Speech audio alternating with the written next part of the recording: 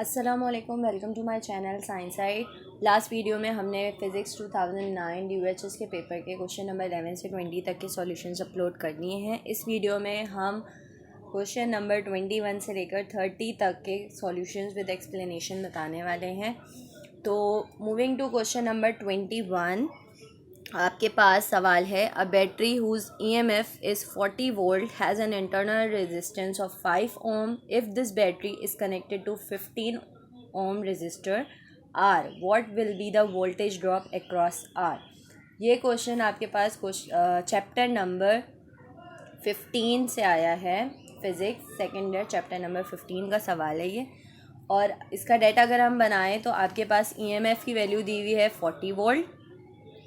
EMF की value आपके पास 40 volt है। आपके पास इंटरनल रेजिस्टेंस है 5 ओम की, that is small R is 5 ohm. Capital R जो आपके पास, if this battery is connected to 15 ohm resistor capital R, तो कैपिटल आर आपके पास 15 ओम है। आपको मालूम करना है voltage drop across the battery, across the R basically.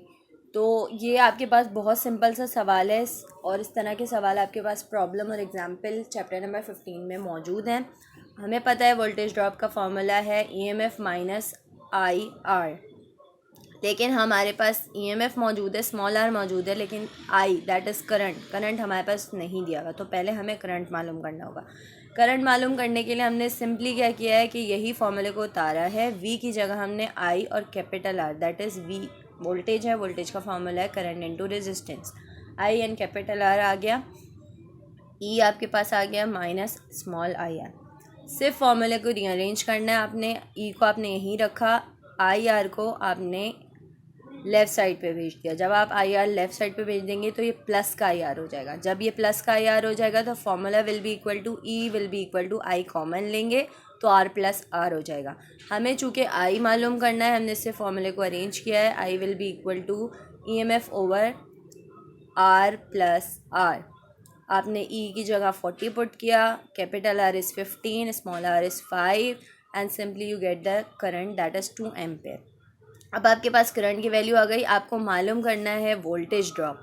तो वोल्टेज ड्रॉप के लिए आपने क्या किया, सिंपली जो हमने यहाँ पे फॉर्मूले में पुट किया था V की जगह IR, वही अब R आपके पास पहले से मौजूद है, करंट आपने निकाल लिया, सिंपली मल्टीप्लिकेशन है। 2 into 15 will be 30 volts. So answer, correct answer will be 30 volt, that is option B is the right answer.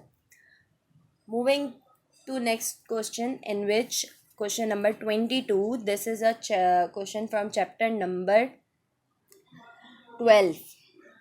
Chapter number 12 का सवाल है ये आपके पास। सवाल में आपके पास पूछा हुआ है, if particle of charge 0.04 coulomb, आपके पास चार्ज की वैल्यू गिवन है। अगर हम डाटा साथ में दिखाएं आपको तो हमने डाटा साथ साथ बनाया हुआ है। क्यू आपके पास 0.04 कूलम आ गया। Is projected with the speed of 2 into 10⁻⁴ metre पर सेकेंड। आपके पास वेलोसिटी आपको दी हुई है 2 इंटू 10⁻⁴ मीटर पर second into a uniform magnetic field B of a strength 0.5 telsas। आपके पास B that is the magnetic flux आपको दिया हुआ है 0.5 टेल्सास। और सवाल में आपको फाइंड आउट क्या करना है, what is the magnitude of the force on this particle. Magnitude of the force आपको मालूम करना है। ये सवाल आपके पास चैप्टर नंबर 12 से है। सिंपली फॉर्मूला हमारे पास यूज़ होगा, F is equal to QVB sine theta, लेकिन हमें Q की वैल्यू गिवन है, वेलोसिटी दी हुई है और B की वैल्यू गिवन है। थीटा हमें नहीं दिया हुआ, लेकिन थीटा के लिए सवाल में अगर हम देखें, सवाल में मेंशन हुआ है the velocity as it enter the field is perpendicular to B। तो परपेंडिकुलर हमें थीटा डोनेट कर रहा है, दैट इज़ 90 डिग्री। आपको सिंपली सारी चीज़ें गिवन है। Sine 90 will be equal to 1। आपको सिंपल सारी वैल्यूज़ को पुट करना है, क्योंकि जगह 0.04, B will be 0.5 and velocity will be 2 exponent 4। तो फोर्स आपके पास आ जाएगी 400 न्यूटन। 400 न्यूटन आपके पास ऑप्शन में ऑप्शन E मौजूद है, तो correct answer is 400 Newton. Next question is question number 23। ये आपके पास एक छोटी सी डेरिवेशन की फॉर्म में इन्होंने सवाल दिया हुआ है। सवाल अगर हम पढ़ें तो आपके पास सवाल है, due to magnetic force A positive charge particle execute uniform circular motion within a uniform magnetic field B if the charge is q and the radius of its path is r. Which of the following expression give the magnitude of particles linear momentum? आपको पूरी explanation दी हुई है, आपके पास जो जो चीज़ें given हैं उनके सिंबल्स इन्होंने मेंशन कर दिए हैं। आपको मालूम करना है कि लीनियर मोमेंटम की एक्सप्रेशन कैसे आएगी आपके पास। अगर हम इस सवाल को देखें तो इस सवाल को समझने की कोशिश करें। इसमें लिखा हुआ है positively charge particle execute uniform circular motion. Uniform circular motion particle ने एग्जीक्यूट किया within a uniform magnetic field that is B if the charge is q and the radius of path is r. Which of the following expression give the magnitude of particles linear momentum? अब हमें simply इसमें करना क्या है, हमने simple uniform circular motion की वजह से सेंट्रीपीटल फोर्स वाले फार्मूले को यूज़ किया। सेंट्रीपीटल वैसे ही हमें चैप्टर नंबर 12 में एक फार्मूला मेंशन है F is equal to Q V B, जो कि हमने लास्ट क्वेश्चन में भी यूज़ किया। F विल बी, चूँकि वो यूनिफॉर्म सर्कुलर मोशन है तो यहाँ पे हमने F को सेंट्रीपीटल फोर्स लिया है और सिंपल सेंट्रीपीटल फोर्स का फॉर्मूला लिख दिया है F की जगह, दैट इज़ mv²/r। और इस तरफ आपके पास है Q V B. Right side left side पे आपके पास v कॉमन है, हमने v से v को कैंसिल कर दिया। अब आपके पास एक्सप्रेशन बन गई mv/r will be equal to Q B. हमें चूँकि लीनियर मोमेंटम का मालूम करना है और linear momentum is M V, तो simply M V will be equal to Q B R. अब ये हमारे पास आ गई लीनियर मोमेंटम की एक्सप्रेशन। अगर हम इसमें देखें तो ये आपके पास ऑप्शन ए है क्यू बी आर, जो कि हमने ड्राइव किया है Q B R. So correct answer is Q B R, that is option A. Next question is question number 25। ये आपके पास chapter number 10 first year physics का क्वेश्चन है। सिंपल, बहुत सिंपल सा सवाल है आपके पास। सवाल में आपके पास पूछा हुआ है N object is place 60 centimetre in front of concave spherical mirror. पहली चीज़ जो आपको दी हुई है वो ऑब्जेक्ट का डिस्टेंस दिया हुआ है, that is P is equal to 60 centimetre in front of concave spherical mirror. ये चीज़ इंपॉर्टेंट होती है कि आपको ये देखना है कि कॉनकेव मिरर है कि कॉन्वेक्स मिरर है कि लेंस है, कॉनकेव लेंस है कि कॉन्वेक्स लेंस है। क्यों? क्योंकि फोकल लेंथ में नेगेटिव और positive sign with respect to mirror और लेंस आपके पास चेंज हो जाता है। तो concave spherical mirror whose focal length is 40 centimetre. अब हमें पता है कॉनकेव मिरर है, कॉनकेव मिरर में हम फोकल लेंथ जो है वो पॉजिटिव में लेते हैं। अगर कॉन्वेक्स मिरर होता तो फोकल लेंथ नेगेटिव में होती है। इसी तरह कॉन्वेक्स लेंस में उल्टा हो जाता है, कॉन्वेक्स लेंस में फोकल लेंथ पॉजिटिव हो जाती है और कॉनकेव लेंस में फोकल लेंथ नेगेटिव हो जाती है। तो हमने बोला कि कॉनकेव मिरर है तो हमारे पास फोकल लेंथ होगी +40 centimetre. Which of the following best describes the image. Image का बताना है, इमेज का डिस्टेंस भी बताना है और इमेज का नेचर भी बताना है। पहली चीज़ जो आप ऑप्शन इसमें से रूल आउट कर सकते हैं बगैर सॉल्व करे वो ये है कि कॉनकेव स्फेरिकल मिरर हमेशा रियल इमेज बनाएगा। तो जो जो ऑप्शन आपके पास वर्चुअल वाले हैं वो वैसे ही गलत हो गए, दैट इज़ ऑप्शन ए और ऑप्शन सी आपके पास गलत हो गया। बच्चे आपके पास option B, D and option E. अब इसके लिए आपको निकालना पड़ेगा distance from the mirror, image का डिस्टेंस, दैट इज़ क्यू, जो कि सिंपल मिरर इक्वेशन से निकलेगा आपके पास क्यू। डेटा में हमें पी दिया हुआ है that is 60 centimetre, F 40 centimetre. Simple Q के लिए हमें मिरर इक्वेशन यूज़ करनी है। हमने 1/f is equal to 1/p plus 1/q। हमने इसको अरेंज किया अकॉर्डिंग टू क्यू, तो आपके पास क्यू का आंसर आ गया 120 सेंटीमीटर। तो ऑप्शन जो कि हमारे पास बी, सी और बी, डी और ई जो बाकी रह गए थे जिनमें रियल मौजूद था, तो 120 सेंटीमीटर ऑप्शन डी में मौजूद है। तो correct answer is option D. Next question is question number 26। ये सवाल भी आपके पास physics first year chapter number 10 से आया हुआ है। इसमें हमारे पास an object is place 60 centimetre from a spherical convex mirror. वहाँ पे हमें जो प्रीवियस क्वेश्चन था उसमें कॉनकेव मिरर था, यहाँ हमारे पास कॉन्वेक्स मिरर है। P is the given that is 60 centimetre object distance. If the mirror form a virtual image, चूँकि कॉन्वेक्स मिरर है तो इमेज वर्चुअल होगी, कॉनकेव में आपके पास रियल थी। 20 centimetre from the mirror. Image distance आपको दी हुई है 20 सेंटीमीटर, तो क्यू आपके पास होगा 20 सेंटीमीटर मगर नेगेटिव का, क्योंकि आपके पास कॉन्वेक्स मिरर है तो इसलिए नेगेटिव का। What is the magnitude of the mirrors radius of curvature, इसमें आपको मिरर का रेडियस ऑफ कर्वेचर मालूम करना है। सिंपली आपको रेडियस ऑफ कर्वेचर का फॉर्मूला हमें पता है, R is equal to 2F होता है, तो पहले हमें F की वैल्यू फाइंड आउट करनी होगी। F की वैल्यू हमने सिंपल मिरर इक्वेशन से मालूम करनी है। आपके पास मिरर इक्वेशन आ गई, 1/f is equal to 1/p plus 1/q। p आपको गिवन है, q आपको दिया हुआ है, आपने सिंपल f निकाला माइनस का 30 सेंटीमीटर। माइनस में फोकल लेंथ क्यों आई है, क्योंकि आपके पास कॉन्वेक्स मिरर मौजूद है। रेडियस ऑफ कर्वेचर का फॉर्मूला लगाया 2 into F and the radius of curvature will be 60 centimetre. तो करेक्ट आंसर आपके पास है option D. Moving to next question is question number 27। ये आपके पास वेक्टर्स चैप्टर से आया हुआ है।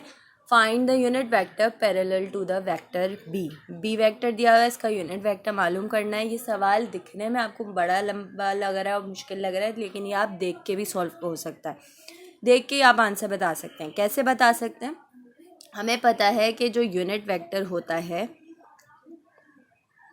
That will be equal to vector over magnitude of vector, यानी वेक्टर को आप सिंपली वेक्टर के मैग्नीट्यूड से डिवाइड कर दें तो यूनिट वेक्टर आ जाएगा। अब हमें देखना है, सिंपल हमें मालूम क्या करना है, वेक्टर का मैग्नीट्यूड निकालना है। अगर हम वेक्टर का मैग्नीट्यूड निकाल लें तो आपके पास सारे ऑप्शन आप चेक कर सकते हैं। अब अगर हम अपना बगैर सवाल सॉल्व करे देखना चाहें तो आपके पास कैसे पता चल सकता है, आपने देखा सारे डिनोमिनेटर्स सेम आ रहे हैं, तो इसका मतलब मैग्नीट्यूड इसका जो है वो 14 ही आएगा। सब में डिनोमिनेटर सेम है। सिंपल आप वेक्टर को कंपेयर कर लें, 6i है, 12j है, 4k है आपके पास। तो ऊपर अगर हम ऑप्शन ए में देखें तो यहाँ पे i की वैल्यू में 4 लिखा हुआ है, जबकि i की वैल्यू आपके पास 6 है, तो ऑप्शन ए तो गलत हो गया।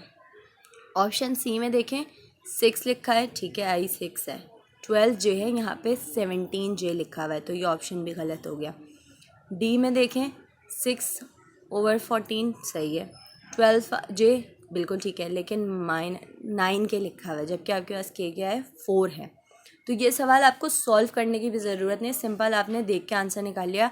ऑप्शन भी जो कि हमारे पास सही आंसर है वो आप देख सकते हैं, i 6i, j 12j, k is 4k। तो करेक्ट आंसर हमारे पास आ गया ऑप्शन बी। ये सवाल हमें सॉल्व करने की भी ज़रूरत नहीं पड़ी, ये सवाल हमें देख के ही पता चल गया।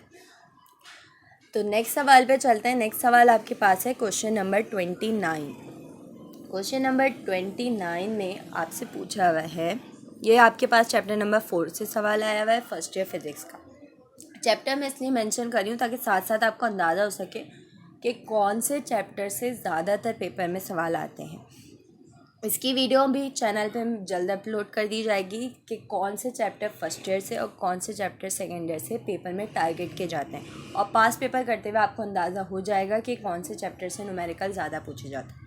क्वेश्चन नंबर 29 की बात करें तो आपको सवाल में पूछा हुआ है, a shot leaves a gun at the rate of 160 metre पर सेकेंड। आपके पास वेलोसिटी दी हुई है, दैट इज़ 160 मीटर पर second. Calculate the greatest distance to which it could be projected. Greatest distance जो होता है वो आपके पास रेंज होती है, यानी आपको रेंज मैक्सिमम मालूम करना है। And the height to which it will rise, और आपको हाइट मालूम करनी है। जी की वैल्यू आपको गिवन है। ये सवाल आपको पूरा सॉल्व करने की भी नीड नहीं है। क्यों नहीं है, अगर हम सवाल में देखें, सवाल में आपके पास वेलोसिटी 160 है, जी आपको 10 दिया हुआ है, रेंज और हाइट दोनों निकालनी है। रेंज मैक्सिमम का फॉर्मूला होता है v²/2g। रेंज मैक्सिमम हम क्यों कह रहे हैं, क्योंकि सवाल में अगर आप देखें तो पूछा हुआ है calculate the greatest distance. Greatest distance आपके पास, यानी रेंज मैक्सिमम आपको मालूम करनी है। सिंपल रेंज मैक्सिमम का फॉर्मूला होता है v/g, v²/g। ये फॉर्मूला कहाँ से आया, ये आपके पास रेंज के फॉर्मूले से ही आया है। रेंज का फॉर्मूला हमारे पास होता है v² sin 2θ/g। ठीक है। और रेंज मैक्सिमम पे एंगल होता है थीटा आपके पास 45। तो जब हम 2 थीटा करेंगे तो ये बन जाएगा 90 डिग्री और साइन 90 आपके पास होता है 1। तो आपके पास रेंज मैक्सिमम का फॉर्मूला बन जाता है v²/g। सिंपली आपने रेंज मैक्सिमम के फॉर्मूले में v 160, जी आपके पास है 10 मीटर पर सेकेंड, 160/10 आपके पास 2650 मीटर आ जाएगा। हाइट निकालने की भी ज़रूरत नहीं पड़ेगी क्योंकि रेंज को अगर आप देखें तो रेंज में सिर्फ एक ऑप्शन में 2560 मीटर है। Option B will be correct answer. लेकिन अगर आप हाइट निकालना चाहें तो हाइट का फॉर्मूला मैंने मेंशन कर दिया, that is v² sin² θ/2g। Theta आप पुट करेंगे 45, जो कि हमने रेंज के लिए भी यूज़ किया। Moving to next question, in question number 30। Question number 30 थोड़ा सा इंटरेस्टिंग सवाल है, थोड़ा सा ट्रिकी सवाल है। बेसिकली ये न्यूमेरिकल नहीं है, ये डेरिवेशन है जिसको आपको ड्राइव करके इसी वक्त आंसर निकालना होगा। ये चैप्टर नंबर 3 से आया हुआ है, फर्स्ट ईयर फिजिक्स के। सवाल अगर हम पढ़ें तो सवाल आपके पास है, car covers the first half of a certain distance with a speed of v1 and second half of a certain distance with the speed of v2। Find the average speed during the whole journey.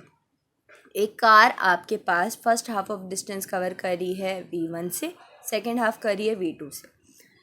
Total distance को simply 2 half में इन्होंने divide किया है। First half में velocity उसकी होती है v1 और सेकेंड हाफ में उसकी वेलोसिटी है v2। और आपको मालूम करना है एवरेज स्पीड। ठीक है, अब ये हमारे पास डायग्राम बना दी हमने कि फ़र्स्ट हाफ जो उसने कवर किया वो v1 से किया, सेकेंड हाफ जो उसने कवर किया वो v2 से किया। सिंपल आपने एवरेज स्पीड का फॉर्मूला क्या है, टोटल डिस्टेंस होगा टोटल टाइम।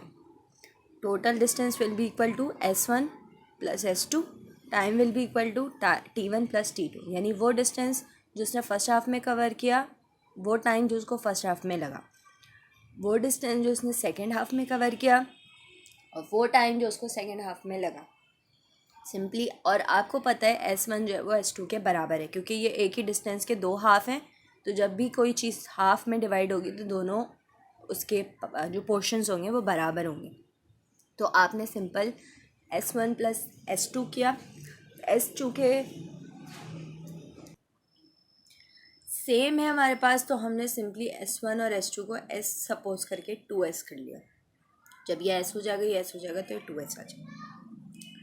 t की जगह हमने s/v लिखा है। ये कहाँ से आया, आपके पास वेलोसिटी का फॉर्मूला या स्पीड का फॉर्मूला होता है s/t। t की जगह अगर हम पुट करें t का फॉर्मूला तो वो हो जाएगा v/v। तो सिंपली आपने क्या किया कि t1 की जगह s/v1 आ गया और t2 की जगह s/v2। s क्यों लिखा है, s1 s2 बराबर है इसलिए हम दोनों का s लिख सकते हैं। अब सिंपल मैथमेटिक है, एलसीएम लेना है, s कॉमन लिया आपने। सो अंडर ब्रैकेट आपके पास 1/v1 + 1/v2 आ जाएगा। सिंपल एलसीएम लेना है अपने पास, तो नीचे आपके पास s से s कैंसिल कर दिया हमने। यहाँ नीचे आपने एलसीएम लिया v1 v2, v1 से v1 कैंसिल तो v2, v2 से v2 कैंसिल तो प्लस का v1। अब सिंपल इस डिनोमिनेटर को हमने न्यूमरेटर में भेज दिया तो आपके पास इक्वेशन ड्राइव होकर आएगी एवरेज स्पीड की 2v1 v2/v1 + v2। ये आपके पास ऑप्शन बी मौजूद है। तो correct answer is option B. इस पार्ट में हमने 30 तक के क्वेश्चन सॉल्व किए। नेक्स्ट पार्ट में हमारे पास 31 से लेकर 40 तक के क्वेश्चन सॉल्व हो जाएंगे, जिसके बाद आपके पास 2009 का पेपर पूरा सॉल्व आपके पास मौजूद होगा। अगर आपको वीडियो पसंद आई है तो लाइक कीजिए, सब्सक्राइब कीजिए, अपने फ्रेंड्स को चैनल का लिंक ज़रूर सेंड कीजिए, डिस्क्रिप्शन में मौजूद है आपके पास। आंसर की क्वेश्चन पेपर के लिए फेसबुक पेज पे आप देख सकते हैं, फेसबुक पेज पे क्वेश्चन पेपर ये सारे मौजूद हैं। आंसर की मैंने डिस्क्रिप्शन लिंक में डाल दी है। टिल देन अपना ख्याल रखिए। अल्लाह हाफ़िज़।